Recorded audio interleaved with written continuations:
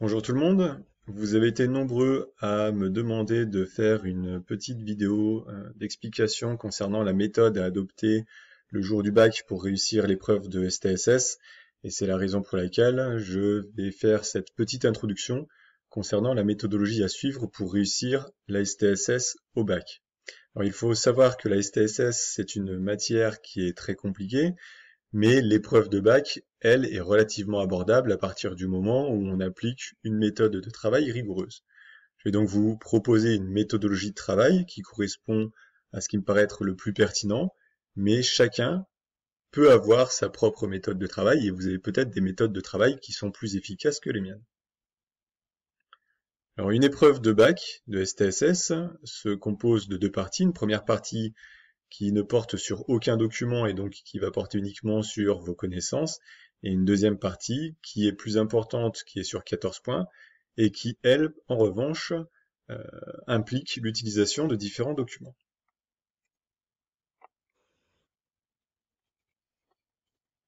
Alors, il est attendu de vous un devoir structuré, évidemment dans le cadre de cette épreuve, et vous avez une totale liberté pour réaliser ce devoir structuré.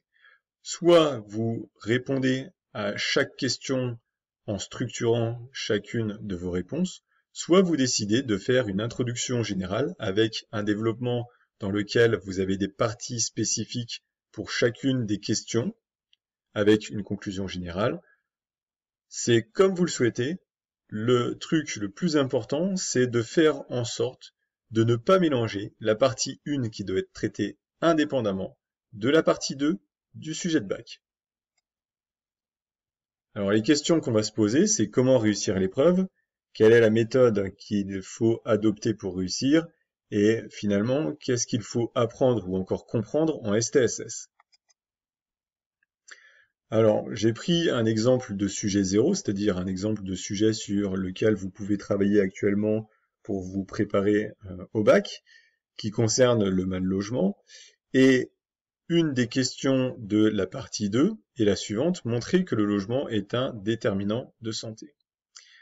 Alors, pour traiter les questions de bac, que l'on soit dans la première partie ou dans la deuxième partie, la méthodologie est quasiment la même et c'est la raison pour laquelle j'ai décidé de prendre une question de la partie 2, puisque il y a l'apport qui concerne l'exploitation des documents qui va s'ajouter dans ce type de questions comparé à la première partie. Donc la première chose à faire quand vous avez ce genre de questions, c'est d'identifier le verbe de consigne. Le verbe de consigne que j'ai identifié ici en rouge. Pourquoi est-ce qu'il est nécessaire d'identifier le verbe de consigne avant toute chose? Tout simplement pour avoir des informations quant à la forme de la réponse. Est-ce qu'on attend de vous simplement un commentaire ou est-ce qu'il serait plutôt pertinent de faire des schémas, des tableaux, etc. C'est la question qu'il faut se poser. Alors habituellement, c'est vrai que les candidats n'intègrent pas de production de type schéma ou tableau, mais rien ne les empêche de procéder ainsi. Attention toutefois, une production ne se justifie pas à elle seule, et c'est la raison pour laquelle il faut introduire les productions et également les commenter. Au-delà de ce qu'on peut avoir en termes d'informations sur la forme, le verbe de consigne, en théorie, me donne des informations sur le fond de ma réponse, autrement dit sur les critères sur lesquels vous êtes noté. Si vous commencez une épreuve de bac et que vous ne savez pas sur quoi vous êtes noté, vous ne pourrez jamais réussir. Pourquoi? Parce que l'objectif d'une épreuve, c'est d'aller chercher les points. Et pour aller chercher les points, encore faut-il savoir ce qu'on va chercher. A priori, vous pouvez supposer que, puisque vous avez suivi une scolarité au cours de laquelle on vous a demandé de retenir un certain nombre de notions clés et d'éléments de contenu, vous allez être interrogé là-dessus le jour du bac. C'est la raison pour laquelle vous allez être interrogé sur le critère de connaissance. Par ailleurs, vous avez des documents, et c'est la raison pour laquelle vous allez également être interrogé sur votre capacité à exploiter pertinemment les documents.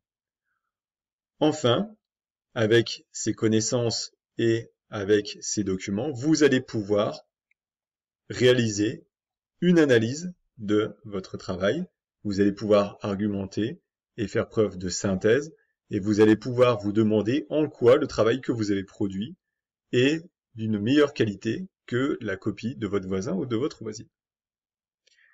Alors les questions qui viennent naturellement, c'est comment avoir ces points de connaissance et comment est-ce qu'on peut identifier une ou plusieurs notions clés dans une question. Alors, je ne vais pas traiter de ça dans cette vidéo puisque c'est une vidéo introductive.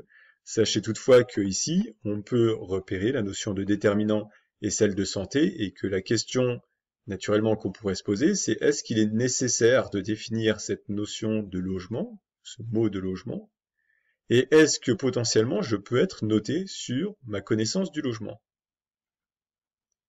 On répondra à cette question, comme je viens de le dire, dans une autre vidéo.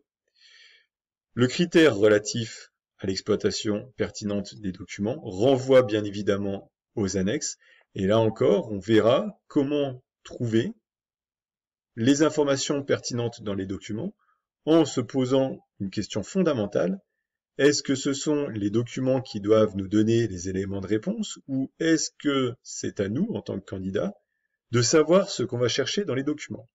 Autrement dit, est-ce qu'il est possible de savoir, avant même de lire les documents, d'imaginer, de savoir ce qu'on va trouver dedans?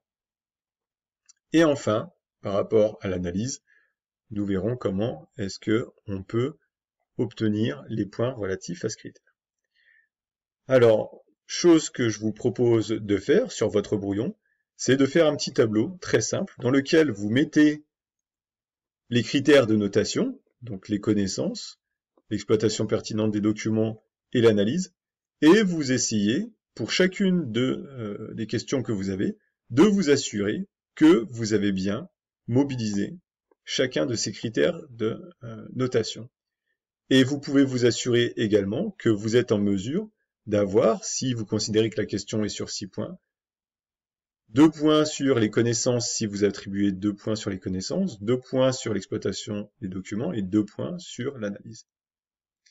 Alors les questions qu'on pourrait se poser, c'est comment est-ce qu'on peut déterminer à l'avance quel est le montant des points qu'on va attribuer pour chacun de ces critères et comment avoir évidemment les points relatifs à chacun de ces critères. Mais comme je l'ai dit, c'est une vidéo d'introduction et c'est la raison pour laquelle on va s'arrêter ici pour l'instant. Merci pour votre attention et à bientôt.